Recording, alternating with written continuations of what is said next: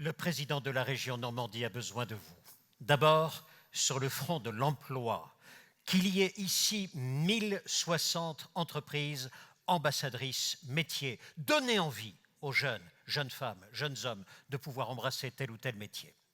Deuxième axe, développer les points forts des dossiers industriels. C'est là où la Normandie est la plus forte et la plus en pointe. Là encore, le président a besoin de vous. Besoin de vous enfin sur l'enseignement supérieur. 3800 étudiants quittent la Normandie chaque année. Une nouvelle école supérieure par an en Normandie. Telle est l'annonce de M. Hervé Morin. Merci beaucoup, M. Morin.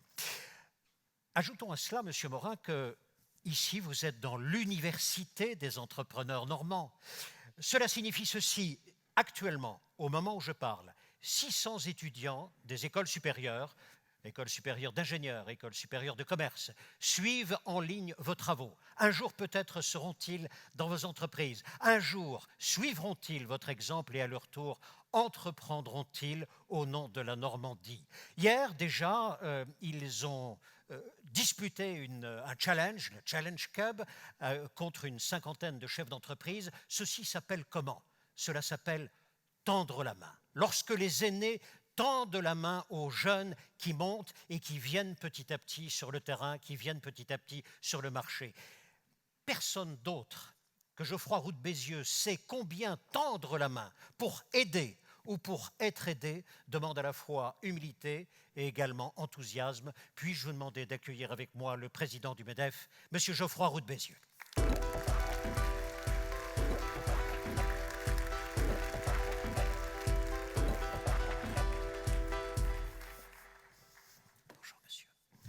Voulez-vous qu'on s'assoie? Voulez-vous? Oh, je vous en prie. Bonjour à tous. Merci beaucoup d'être parmi nous. Je vous en prie, venez vraiment au centre, voilà. Vous êtes partout, à la radio, à la télévision, vous êtes en région, vous êtes à Paris, depuis hier en Normandie d'ailleurs, et vous rencontrez bien sûr des dizaines et des dizaines de chefs d'entreprise. Quel est l'état d'esprit aujourd'hui que vous constatez un peu partout en France ? Bon, bonjour à tous, cher président, cher Hervé, bonjour à tous les élus, cher Pierre-Jean, je suis très heureux d'être ici. Je disais que je viens chaque année à Deauville, d'habitude en vélo. Je viens régulièrement en Normandie, mais là, évidemment, c'est un cadre un peu particulier. Bravo Pierre-Jean pour cette organisation. Je fais quand même pas mal d'universités de diverses régions et vous êtes dans le très haut de la fourchette en termes d'organisation d'événements. Alors, l'état d'esprit... Bon, Hervé l'a un peu dit en entrée, le 17 mars 2020, on pensait qu'on allait tous mourir. Donc, comme tous les survivants, il y a une forme d'euphorie, une forme de d'euphorie, de voir tous les lundis les chiffres de la semaine excellents. Bon, il y a encore quelques secteurs, il ne faut pas les oublier quand même. L'événementiel tourne à -50, certains hôtels très dépendants de l'activité internationale sont encore en difficulté. Mais globalement, il ne faut pas se cacher. Ça va quand même plutôt bien, donc il y a un peu de l'euphorie. Moi je dis simplement, soyons réalistes, autant en mai 2020, alors que la Banque de France prévoyait 1 million de chômeurs, que l'INSEE annonçait le mur des faillites, on a été les premiers au MEDEF, j'ai été le premier à dire le pire n'est pas certain et ça va redécoller. Autant maintenant je suis plutôt dans un thème, attention, les fondamentaux n'ont pas changé. D'ailleurs un peu ce qu'a dit... Hervé tout à l'heure. Alors oui, on va faire, la Banque de France a encore relevé ce matin ce chiffre de croissance. On va probablement faire 7% de croissance en 2021. Et donc oui, ça fait 40 ou 50 ans que ce n'est pas arrivé. Mais il ne faut pas oublier d'abord qu'on a fait -8 l'année dernière. Donc plus 7, -8, enfin -8 plus 7 plutôt, ça ne fait pas 0. Pas besoin d'être diplômé de Polytechnique pour le savoir. Et puis, il y a un certain nombre de nuages à l'horizon. Il y a les problèmes de recrutement, les problèmes de matières premières, il y a cette transition écologique qui est un énorme challenge pour nous tous. Et puis on n'a pas corrigé tous les fondamentaux. Au fond, si on le dit de manière un peu brutale, les États, dans le monde entier d'ailleurs, c'est pareil, ont fait le job, ont mis énormément d'argent pour assurer la pérennité des entreprises et faire repartir la croissance. Et donc il y a, oui, toute cette distribution d'argent qui fait que les gens vont consommer. On l'a vu, le pouvoir d'achat 2021 et 2020 a augmenté, c'est peut-être pas perçu par... l'ensemble de concitoyens, mais c'est la réalité statistique. Et puis, il y a énormément d'argent disponible, les crédits sont là, l'argent est prêt à investir. Donc, il y a une euphorie qui ne doit pas masquer qu'on a encore beaucoup de réformes à faire dans ce pays. Deux choses peut-être dans les fondamentaux qui ont évolué. D'un côté, l'inflation qui apparaît, et de l'autre côté, le déficit. Là, un jour, il faudra quand même bien s'y attaquer. Alors, retour de l'inflation, oui. Moi, je lis avec beaucoup d'intérêt les commentaires des uns et des autres, Madame Lagarde, gouverneur de France, qui disent oui, l'inflation va s'arrêter au deuxième semestre 2022. Alors, l'inflation va s'arrêter, on ne nous dit pas le 17 septembre à 20h30, mais enfin, c'est quasiment ça. Moi, je ne sais pas comment ils font, hein. Je ne suis pas économiste, donc je dis ça avec beaucoup de modestie.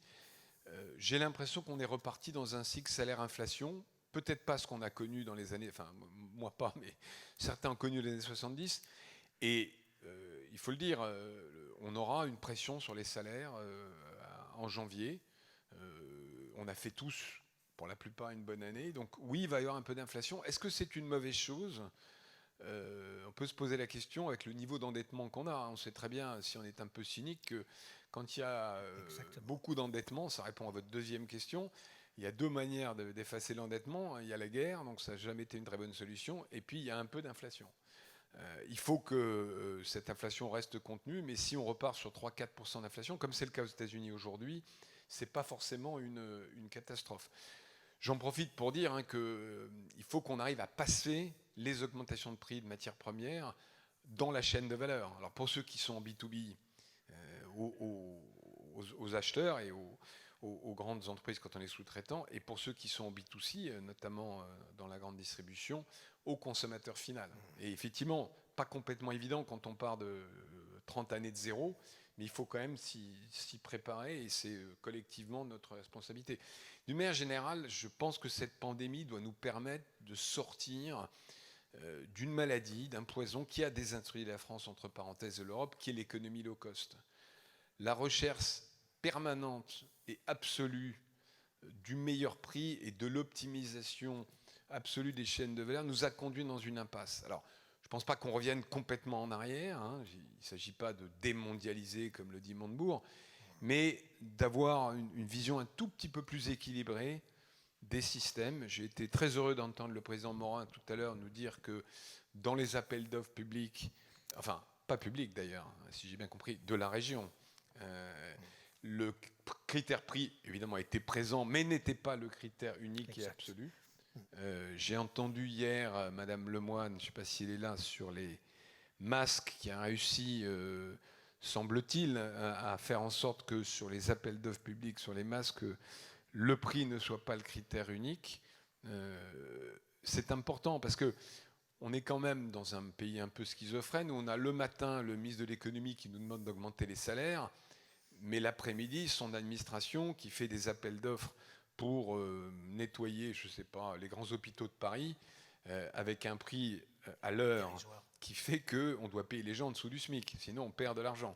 Donc, encore une fois, hein, c'est une question de mesure, c'est une question d'équilibre, mais l'inflation en soi n'est pas forcément l'ennemi absolu de la reconquête industrielle. Deux mots que je retiens de votre première intervention, c'est euphorie, une certaine euphorie. Attention, les fondamentaux n'ont pas changé. Et deuxièmement, dites-vous, il y aura peut-être quelque chose qui changera fondamentalement, c'est on met le low cost derrière nous.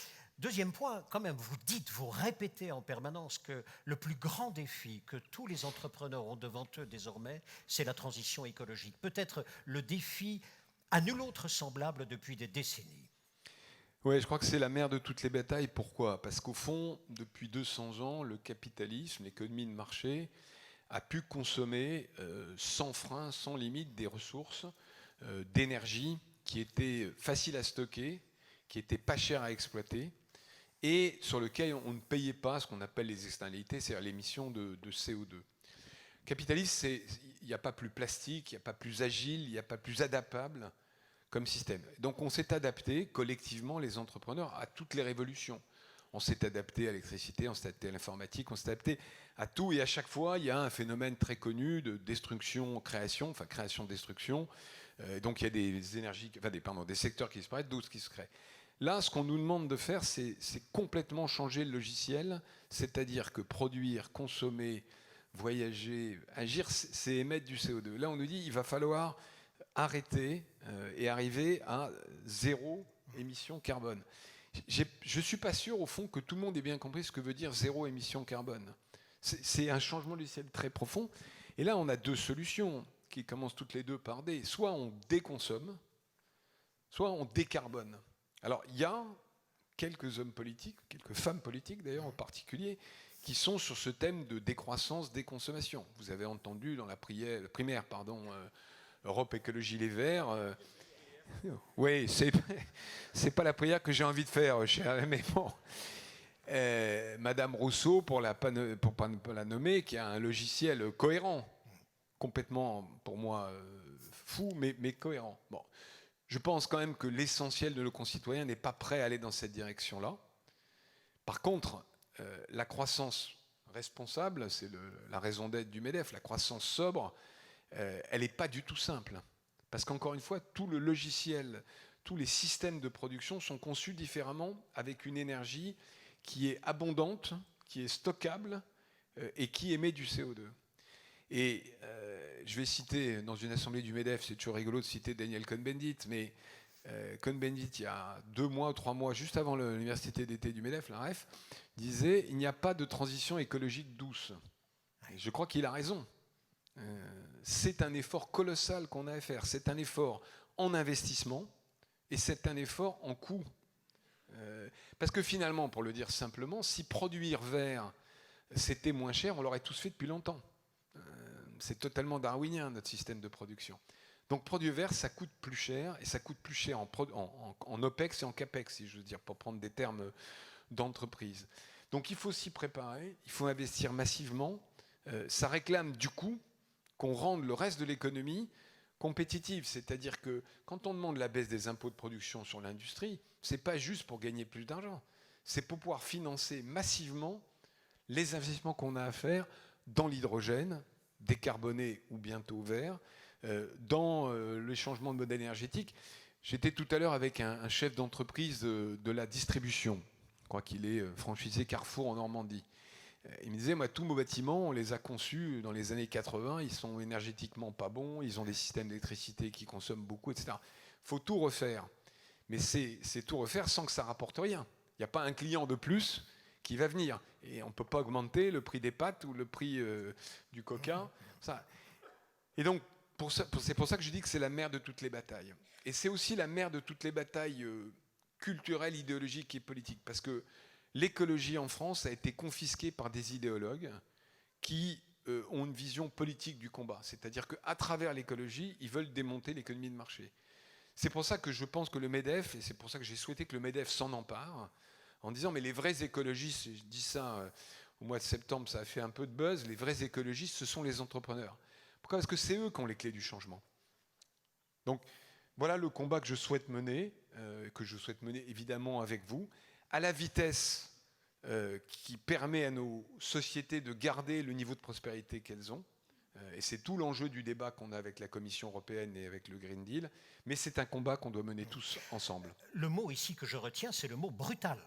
Le changement doit être brutal. Je ne sais pas s'il doit être brutal. Il est, je vais dire différemment, pardon de reprendre la synthèse que vous faites de mes propos, mais je ne voudrais pas qu'il soit déformé. Le changeant, il est absolument systémique, il est majeur, il est conceptuel, il faut changer de logiciel. Après, sur la vitesse du changement, il faut qu'on puisse adapter ça au niveau de prospérité qu'on souhaite garder et, pardon de rajouter un point, au niveau d'acceptabilité de nos concitoyens. Parce que n'oublions pas quand même que les Gilets jaunes, c'était il y a 2 ans et demi, et que quand le prix de l'essence revient au prix de 2018, qu'est-ce que fait le gouvernement ? Il envoie 100 € à tout le monde, entre parenthèses en passant par les entreprises, je ne sais pas pourquoi, pour compenser. Donc si on dit aux Français d'un côté, voilà, la transition énergétique ça coûte, et que de l'autre, à chaque fois que ça augmente, on leur donne 100 €, on n'a pas fini de donner 100 €. Merci beaucoup pour cette précision importante. Covid, adaptation des entreprises, adaptation des entrepreneurs, agilité des organisations patronales, des organisations syndicales. Le dialogue social a-t-il changé à la faveur de la pandémie ? Alors, Oui et non. Oui, parce que c'est vrai que ça a été une période intense de dialogue social, à la fois au niveau interprofessionnel et national, et dans les entreprises. Tout simplement parce que quand le bateau coule, on commence plus à discuter de savoir qui doit être capitaine et qui doit être marin, on écope tous. Et il y a eu des semaines où moi j'avais Laurent Berger au téléphone 2-3 fois par semaine, un peu moins Philippe Martinez, je dois vous avouer, mais Laurent Berger assez régulièrement, parce que effectivement on était dans une espèce d'effort de conjoint de sauver le bateau. Mais on dit souvent que le dialogue social en France ne marche pas, qu'on nous montre l'Allemagne en exemple. Moi, je voudrais défendre le dialogue social à la française. Oui, il est parfait partout, c'est pas facile à dire. Oui, il y a des entreprises où on a des syndicalistes totalement hors sol qui défendent de l'idéologie et pas l'outil de travail et pas l'entreprise. Mais en même temps, ils se signent des dizaines de milliers d'accords tous les ans en France dans les entreprises. On continue le dialogue social. Là, on a ouvert un agenda autonome. Quand je dis autonome, c'est-à-dire en dehors de l'État.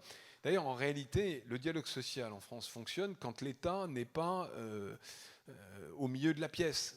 C'est comme dans un couple, hein, pardon de dire ça, mais s'il y a un troisième larron, ou larronne d'ailleurs au milieu du lit, ça ne marche pas. Ben là, on est un peu dans le cas de figure où l'État se met toujours au milieu de la pièce, commence à influencer les uns et les autres, et ça fout, pardon, mais ça ne marche pas. Tandis que quand on est seul face, alors pas à tous les syndicats, disons-le quand même, hein, il y a une césure assez forte entre ceux qui veulent construire et ceux qui veulent détruire, mais quand on est en dialogue, on arrive à faire des choses. On vient de signer un accord sur le télétravail. Alors, je dis un mot sur cet accord parce qu'il est très important.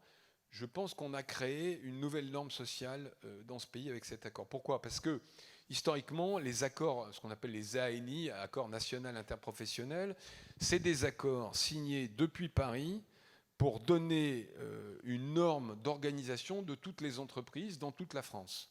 Le modèle, enfin le contre-modèle de ça, en réalité, c'est les 35 heures. C'est-à-dire cette idée qu'on peut organiser toutes les entreprises, quelle que soit leur taille, leur métier, avec le même système. Ça, c'est une idée du XXe siècle. Ça n'existe plus, ça ne peut plus marcher. Et pour les syndicats de salariés, c'est compliqué parce que leur existence dépend quand même de leur capacité à normer nationalement. Sur le télétravail, on leur a dit, écoutez, nous, on veut bien discuter du télétravail, mais le télétravail chez De Dienne, en Normandie, chez L'Oréal, dans une start-up du Sentier, dans une boîte de bâtiment de la Vlanès, c'est pas la même chose. Donc, si vous voulez qu'on arrive à un truc où on décide nationalement que c'est 2 jours par semaine, jeudi, vendredi, de 7h à je ne sais pas quelle heure, et que les indemnités, c'est comme ça, et qu'on fournit ça, nous, on ne rentrera pas là-dedans.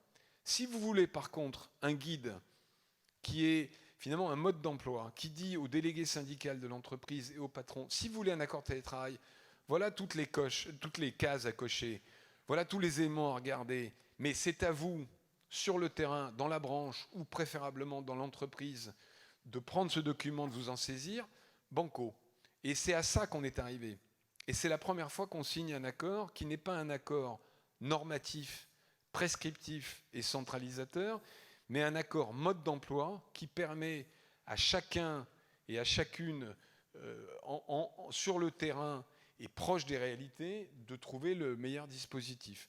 Et donc c'est sur ça, nous, qu'on veut construire un dialogue social de proximité qui fonctionne, qui n'a pas besoin de l'État et qui est au service des entreprises et pas en normant les entreprises. C'est ça que vous normant appelez... au sens norme et pas au sens Normandie, bien sûr, chez Hervé. C'est ça que vous appelez le dialogue social à la française. Exactement. Vous avez cité l'État. Précisément à la faveur de la pandémie, le rôle de l'État a-t-il changé et le rôle des entreprises en face a-t-il changé aussi ? Alors, je sens dans votre question cette idée de l'État, dernier recours est intervenu, et finalement, c'est un peu le retour en grâce de l'État.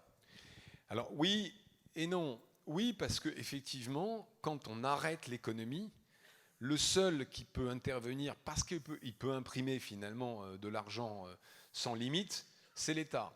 Et vous avez vu d'ailleurs que c'était le cas dans des pays de tradition très étatiste comme le nôtre, mais aussi dans des pays de tradition très libérale comme les États-Unis.